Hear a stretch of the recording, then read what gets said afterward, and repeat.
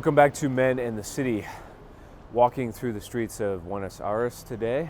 It's a beautiful day out. It's a little chilly, but sunny and crisp. So this is another video in this series that I just started called 5 Minutes or Less. So today's video, we're going to talk about moments, not biographies. A lot of guidance on the internet, YouTube, Instagram, etc., focuses on becoming a high-value man, you might say, as a prerequisite to attracting females. And there's a lot of logic and sense in that. And I'm not suggesting that that overall theme is incorrect. However, there's a big difference between interacting with women and presenting yourself on paper or on LinkedIn or on Instagram or some dating site. They're two radically different things. And what you discover the more you interact with females is that they care less about your biography, per se, than they do about your self-presentation.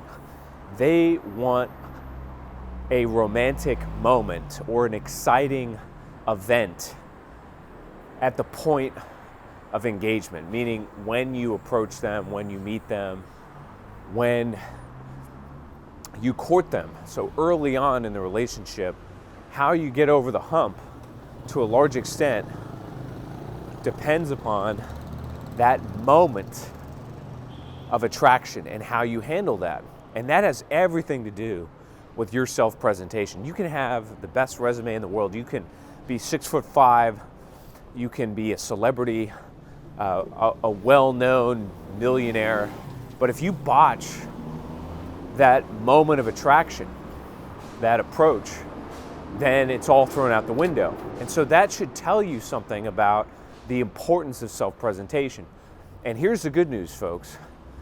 It may take years and years and years to become quote-unquote high value.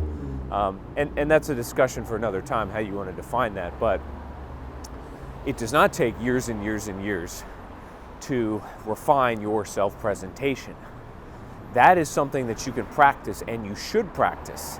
And bear in mind that most men are so hopelessly afraid of females that they will not do it. They simply refuse to engage with women that in that regard or in that manner. And furthermore, what we also know is that today, the vast majority of people, what are they doing? They're relying upon social media, right? So you have a tremendous advantage if you're willing to cross that Rubicon and engage them in the real world. And that's exactly what you guys should do. It's about the moment. It's about your body posture. It's about the language that you use.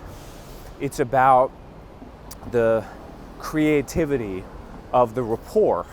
That's what's crucial to females.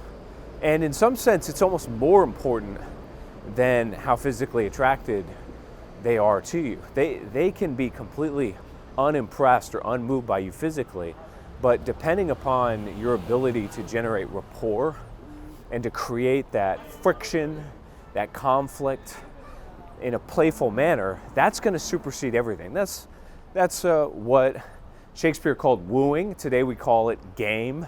You know, there are various terms, but that is something that you can work on. And you can work on it based on studying language in particular, certain words that you use, reading body language. And I'll give you guys some resources that are helpful, one of which is an excellent book called Emotions Revealed by Paul Ekman. That's very definitely a book you should read. There's also a guy named David Snyder who's done a lot of work on what's called the rapport continuum, which is effectively how you can gauge or discern the investment, the interest, the trust, and so forth of a person that you're talking with. And these things come naturally to women. They do not come naturally to men. So the takeaway here, folks, is that it's moments.